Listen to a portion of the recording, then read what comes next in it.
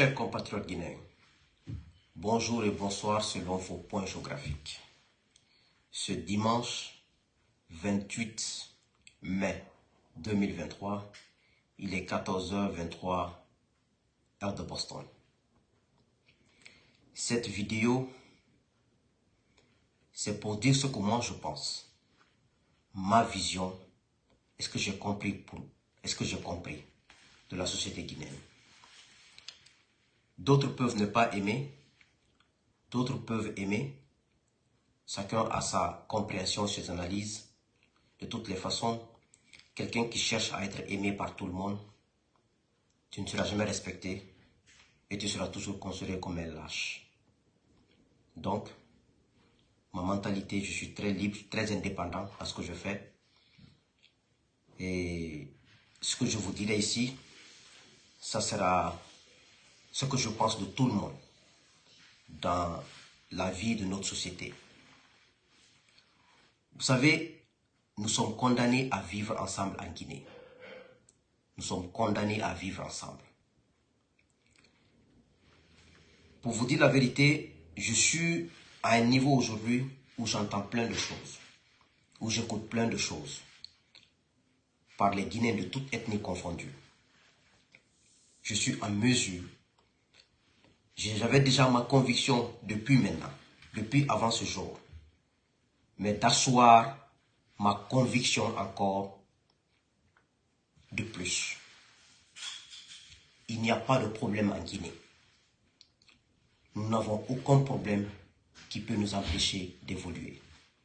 Les problèmes que nous avons en Guinée, c'est des problèmes d'injustice, c'est des problèmes d'exclusion, c'est des problèmes d'hypocrisie. Et c'est des problèmes de penser que moi, Souleymane Condé, je suis mieux que l'autre là, et que l'autre là n'est pas mieux. C'est comme quand un monsieur qui épouse 4 femmes, il a beaucoup d'héritage. Les enfants de la première femme pensent que notre maman a été la première femme. Nous n'avons plus le droit que les enfants de la deuxième, troisième et quatrième femme. C'est un exemple que je vous donne. Ça ne marchera pas. Ou les enfants de la première femme essayent d'avoir comme partenaire les enfants de la troisième, quatrième femme et isoler les enfants de la première femme. Cette famille n'aura jamais de paix. Elle ne sera jamais conciliée. Elle ne sera jamais réconciliée. Le jour où nous allons nous dire les vraies vérités, ça, ce n'est pas de la politique. Ce n'est pas de la politique.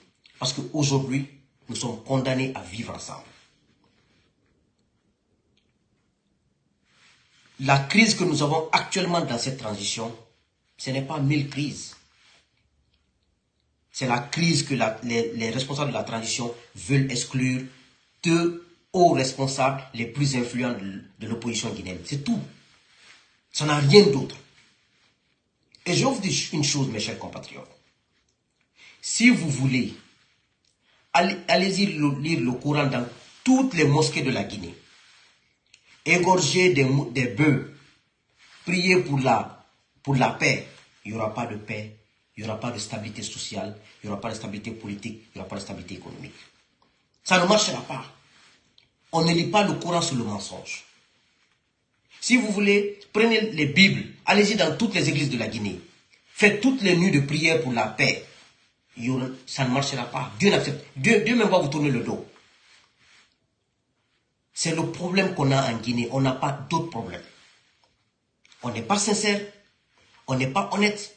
On pense qu'il faut nous, pas les autres. Et quand tu dis ça, on dit que tu es vendu. Moi, je n'ai pas besoin de parler de moi. Ceux qui me connaissent connaissent. Et je n'ai pas besoin de parler de moi. Il ne s'agit pas de moi. C'est ce qu'on a en Guinée. Tu vas trouver une personne très respectée en Guinée. Une personne dont les gens écoutent en Guinée. Ce qu'il te dit au téléphone, ce qu'il te dit en coulisses entre les 4 murs, contre les autres ethnies, tu vas vomir. Vous pensez qu'on va marcher comme ça? Vous pensez qu'on va évoluer comme ça? Je vous dis une chose. Tous les enfants de la Guinée aiment la Guinée. Sans exception. Tous les enfants de la Guinée veulent que ce pays avance. Parce que tout le monde est fier qu'on dise que la Guinée, c'est un pays où il fait bon à vivre. Mais comment ça peut marcher quand on est hypocrite? Comment ça peut marcher quand on pense qu'il faut nous, pas les autres? Je vais vous donner un exemple. Pourquoi je dis qu'il ne faut jamais supporter un mauvais système? Il ne faut jamais supporter les mauvaises choses. Sous le premier régime, excusez-moi, de Sékou Touré, Teli Diallo qui a été victime du régime de Sékou Touré. Teli a été ministre de la Justice de Sékou Touré pendant 4 ans. Pendant ce temps, il y avait le Kambouaro. Les gens mouraient au Kambouaro. Après, lui, il a été victime de ce Kambouaro. C'est pour vous dire que quand il y a un mauvais système en place, ne t'associe jamais. Tu ne sais pas si c'est toi qui vas périr après. Voici l'exemple que je vous donne terre à terre de Teli Diallo, qui a été une icône. Aujourd'hui, c'est le Dalin dont on parle. Si Cellou avait des politiques comme ça en 2010, mais en 2020 là, Cellou sait que c'est impossible en Guinée. C'est le Dalin dont on parle là. Parce qu'il sait que s'il le met en place, les enfants de la moindre Guinée de Fouta, qui sont comme moi, qui se lèveront contre lui, qui vont le combattre. Cellou le sait. C'est pour ça que je n'ai pas peur de Cellou, de Sidia qui viennent nous protéger. Je n'ai pas peur. Parce que je sais que les mentalités ont changé. Les mentalités ont changé en Guinée. Mais ce qui nous emmerde un peu, on n'a pas eu la chance d'avoir des Guinéens vraiment sincères au pouvoir. Le jour où on aura un Guinéen sincère. Vous n'avez pas remarqué que dès que quelqu'un est sincère, honnête en Guinée, les Guinéens l'admirent. Ça veut dire qu'on est en manque d'hommes honnêtes. Qu'on est en manque d'hommes de sincères. Dès qu'on a, vous allez voir, toutes les ethnies l'aiment. Il fait l'unanimité. Vous pensez que c'est pourquoi? C'est parce que les gens ont soif des gens de justice. Les gens ont soif des gens de sincères. Donc c'est pour cela que moi, on me dit, Souleymane, tu ne connais pas, c'est lourd, il est bien, mais son entourage n'est pas bon, c'est des peuples illettrés, ils sont extrémistes, ils vont détruire quand ils seront, s'il ne le contrôlera pas. Je vous dis c'est faux. Pourquoi je vous dis que c'est faux? S'il influençait ces loups, il allait avoir la guerre civile en Guinée de 2010 en 2020. Parce que s'il est influencé par les gens là, il n'est pas au pouvoir. Parce qu'il est plus faible en ce moment-là que quand il est au pouvoir. C'est mon avis. Si ces gens-là pouvaient influencer ces loups, je vous dis une chose. Si c'est que ces loups a subi pendant les 10 ans là, c'est Alpha qui avait subi ça, avec les moyens de ces loups qu'il a là, il allait avoir la guerre civile en Guinée. Ça, c'est mon avis personnel. Donc, il y a une chose en Guinée. Tant qu'on n'arrête pas l'exclusion, tant qu'on n'arrête pas l'injustice, tant qu'on n'arrête pas cette hypocrisie à outrance, parce que c'est dans nos veines, hein, c'est dans nos veines l'hypocrisie. Moi, j'en ai subi, ça ne finit pas. Mais ça ne me dit rien parce que ça ne me changerait pas. Dans ma tête, le Guinéen qui fait mon affaire, s'il est de Zérekouré, c'est lui mon parent, c'est lui mon père, c'est lui mon frère de même père, même mère. Donc aujourd'hui, il n'y a pas de crise en Guinée, c'est la crise là qui est en Guinée. Et on n'a pas la chance d'avoir des leaders religieux qui peuvent dire qui a raison, qui n'a pas raison. Comment un pays peut marcher comme ça? Pourquoi on est en majorité, la Guinée, l'écrasante majorité des Guinéens sont des musulmans? Pourquoi ces musulmans aiment Monseigneur Robert Sarah? Parce que Robert Sarah exprime la vérité. Parce qu'il est honnête. Parce qu'il dit au président et aux détenteurs du pouvoir public, je ne suis pas d'accord, c'est pas comme ça. Pourquoi on ne dit pas qu'on est musulman, on ne peut pas aimer Robert Sarah parce qu'il est chrétien? Parce que tout simplement, la vérité est universelle. Quand tu es sincère, quel que soit ce qu'on te reproche, tu t'en sortiras. Quand tu es honnête, quel que soit ce qu'on te reproche, tu t'en sortiras. On a eu la chance d'avoir un opposant comme celui qui prône les valeurs. Et puis celui le connaît.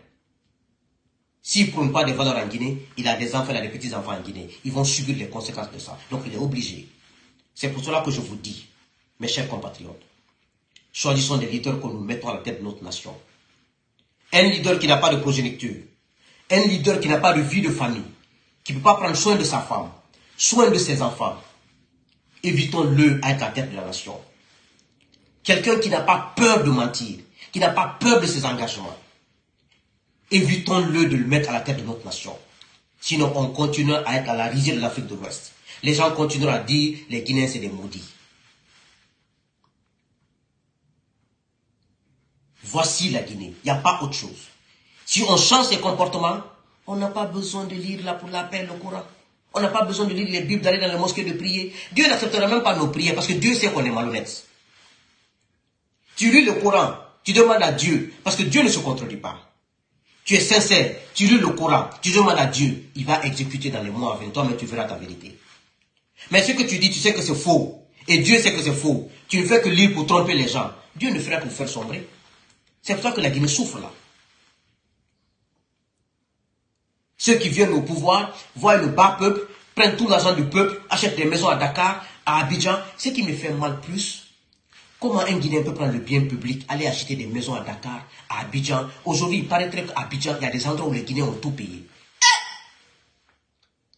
Pendant ce temps, nos mamans ne peuvent même pas avoir où accoucher en Guinée dans les... Nos femmes ne peuvent pas accoucher dignement en Guinée dans les hôpitaux. Pendant ce temps, quand il y a des femmes qui mettent les enfants prématurés au monde, il n'y a même pas de couveuse. Comment on peut marcher comme ça? Moi, je pense qu'un chef doit s'abstenir. On doit dire tout à un chef, on dit non, ce chef-là, vraiment, il est honnête. Quand tu es honnête, ça se sent. Ce que les chefs oublient en Guinée, je vais vous dire une chose. Dès que tu viens au pouvoir, ton entourage te dit, il faut acheter une maison à Dakar pour ton avenir de tes enfants. Il faut acheter une maison à Londres, il faut acheter une maison aux États-Unis. Ceux qui te disent d'acheter les maisons là, dès que tu achètes, c'est les mêmes qui vont dire à leurs femmes, à leurs cousins, à leurs amis, le président a acheté des maisons, non, on va acheter. Ils vont dire au ministre, le président a acheté des maisons, nous on va acheter. Et c'est les mêmes maintenant qui vont monter des mafias, ils vont monter des sociétés écrans, ils vont monter des contrats, ils vont prendre l'argent, ils vont acheter des maisons à Dakar, à Abidjan, parce que toi, le président, tu as acheté. Voici comment on trompe les présidents en Guinée.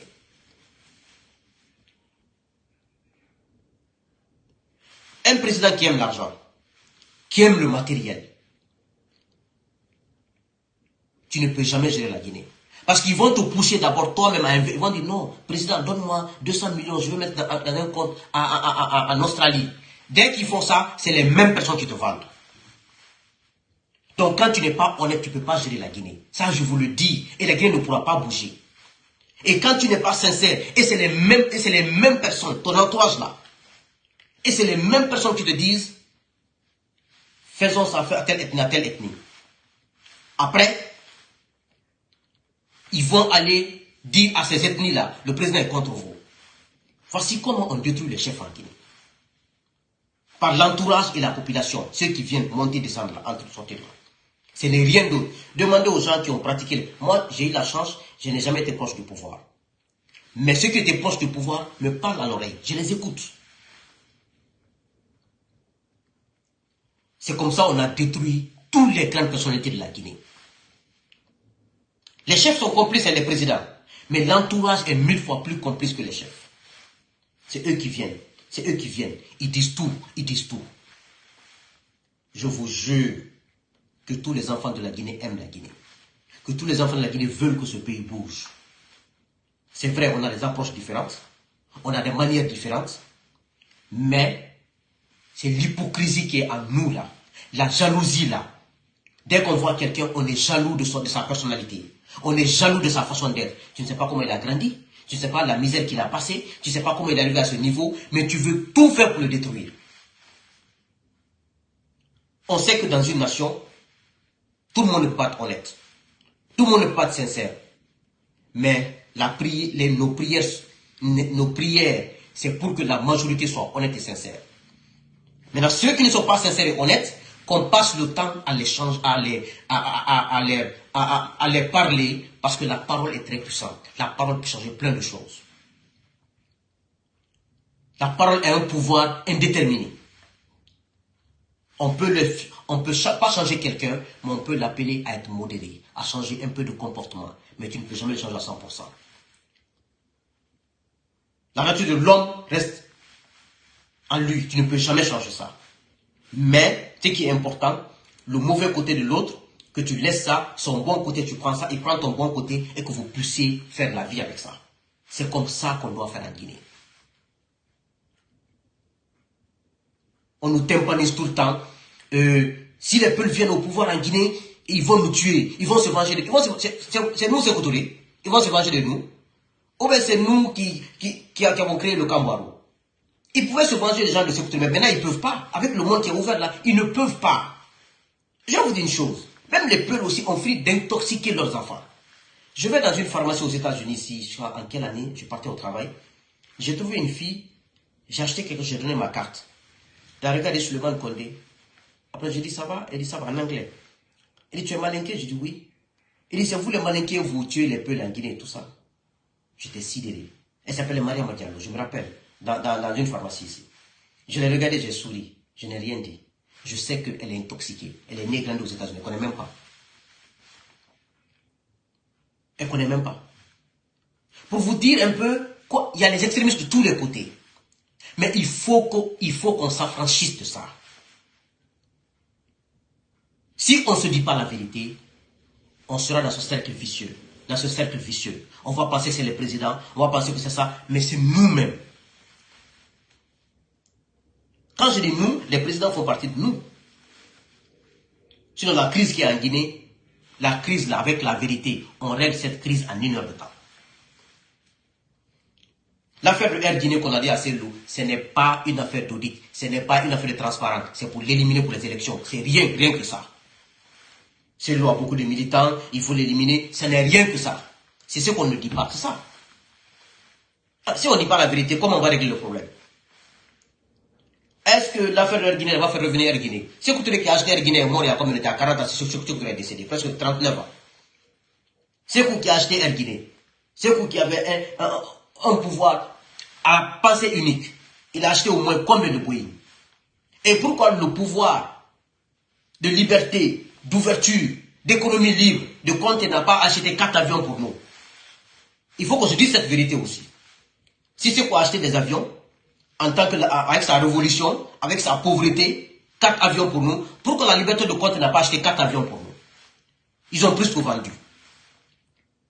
Maintenant, laissons tous ces deux-là aussi. Pourquoi les 10 ans d'Alpha Condé? Alpha avait tellement de relations, il pouvait venir à Boeing, aux États-Unis, ou à Airbus, commander 2 avions à crédit. On peut faire ça?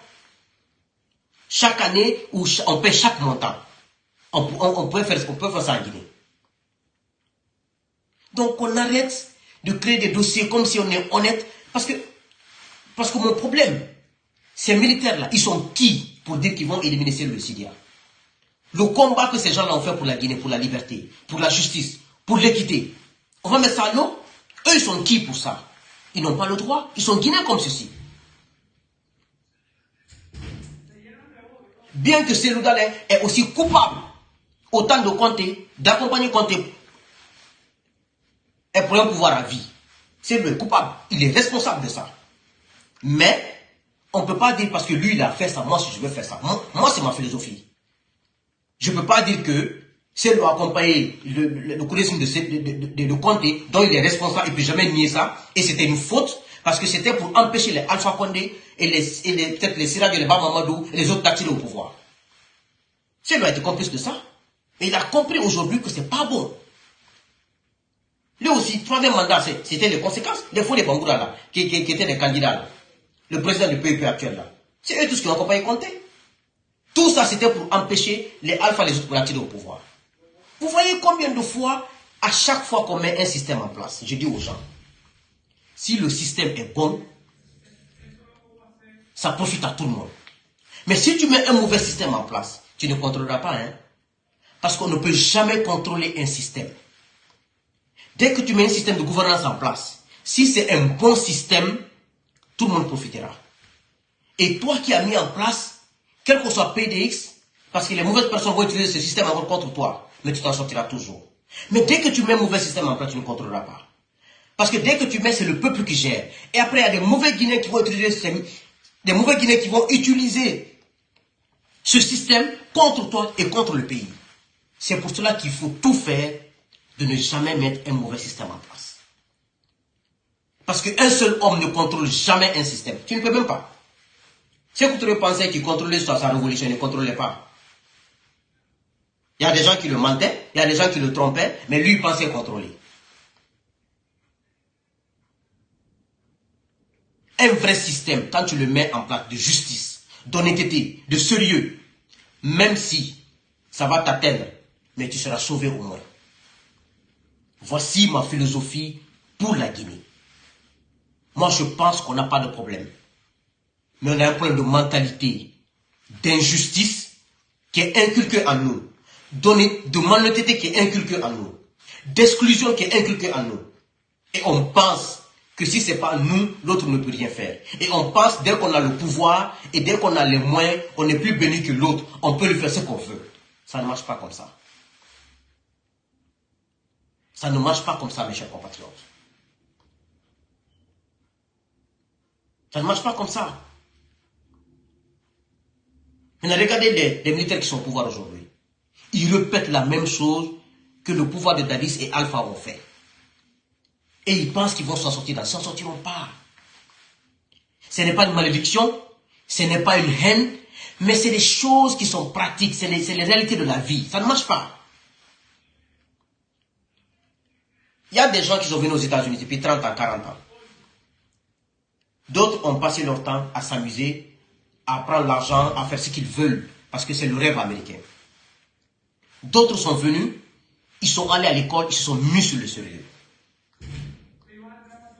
En 5 ans, 6 ans, 10 ans, ils s'en sortent. Pas parce qu'ils sont plus bénis, c'est parce qu'ils ont eu une direction. Voici, mes chers compatriotes, comment ça se passe. Il n'y a pas de secret dans la vie. C'est pas parce que moi je prie plus que toi que Dieu même. Non, ça n'a rien à voir. C'est la planification que tu fais de ta vie. C'est le sérieux que tu fais de ta vie. C'est la rigueur que tu fais de ta vie. C'est la discipline que tu t'impliques toi-même.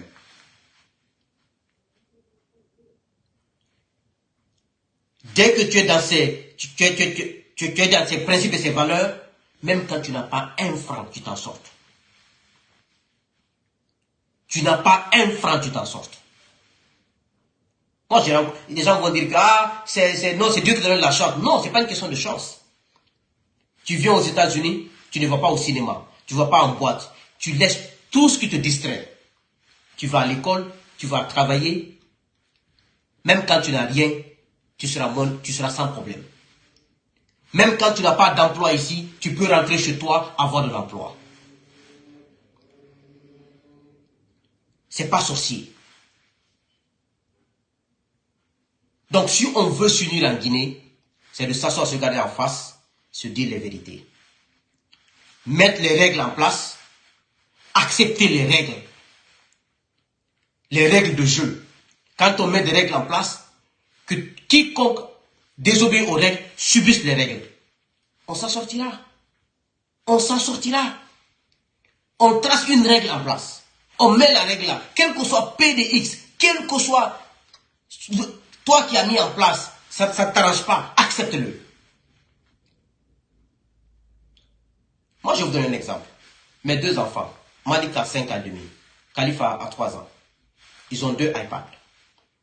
Parfois, Khalifa prend l'iPad, Malik prend l'iPad de Khalifa, il utilise iPad bleu.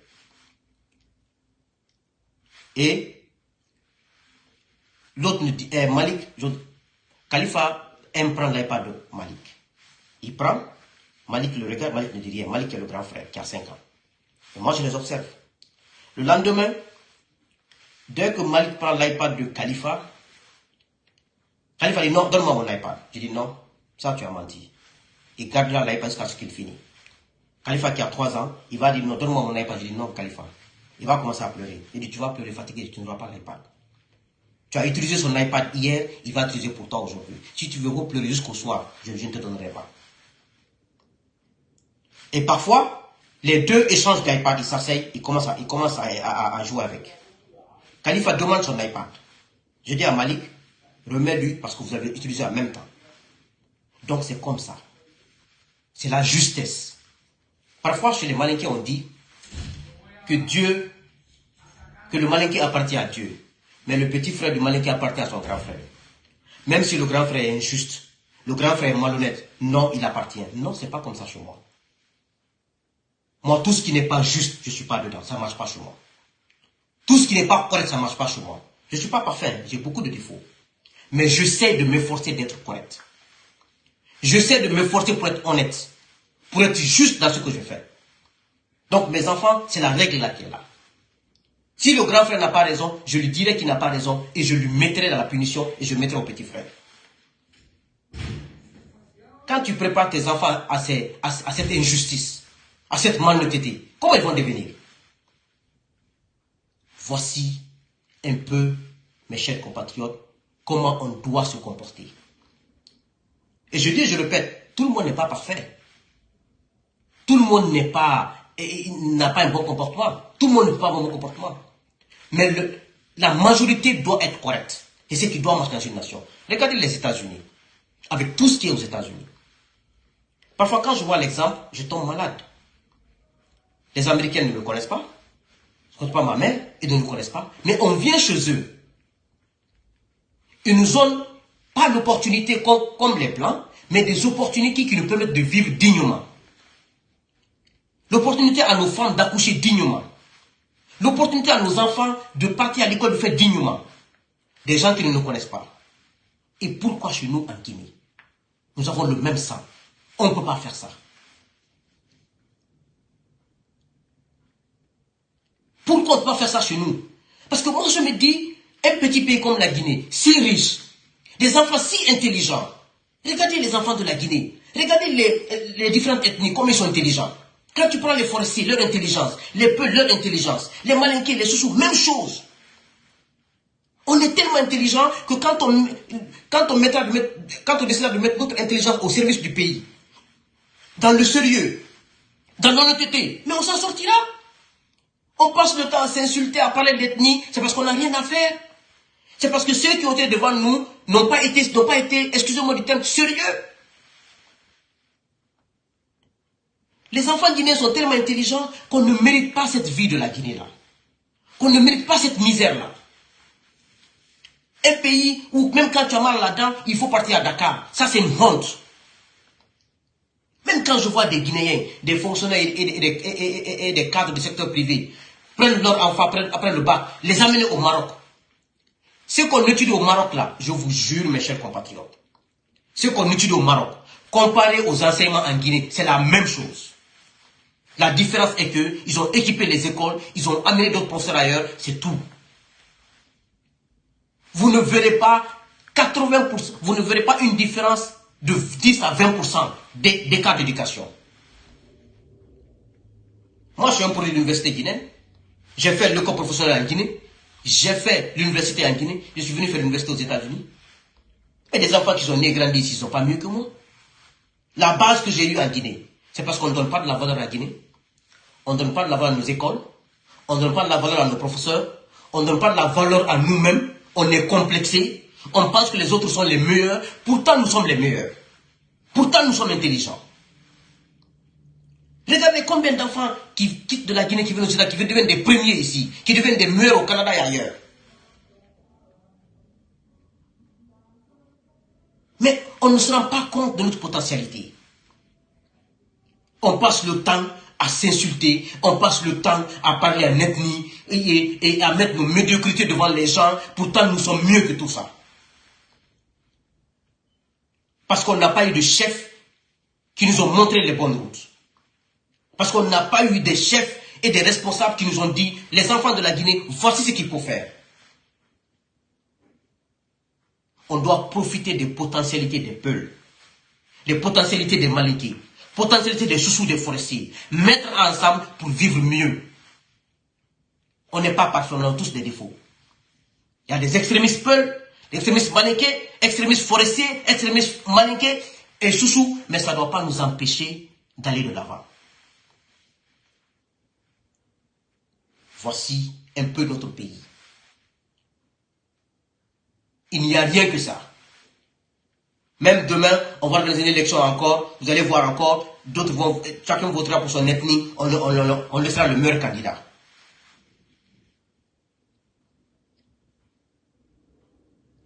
Si on veut régler le problème guinéen, mes chers compatriotes, voici ma conception. Voici ce que je pense de la Guinée. Voici la solution dont je pense. Ça peut être... Je peux me tromper, je peux faire des mauvaises analyses, d'autres peuvent avoir des analyses plus approfondies que la mienne, d'autres peuvent avoir des analyses plus pertinentes. C'est ce que moi je pense et j'y crois à cela. Pour moi, halte à l'exclusion, halte à l'injustice, halte à cette hypocrisie, halte à dire que c'est mon ethnie ou c'est moi ou rien. Et mettre nos compétences, nos valeurs, nos potentialités en avant. Je vous jure qu'avec ça, vous allez voir que dans les années à venir, on serait heureux d'aller chez nous. Donc, mes chers compatriotes, voici ce que je pense de la Guinée et ce que je pense qu'est le problème de la Guinée pour moi.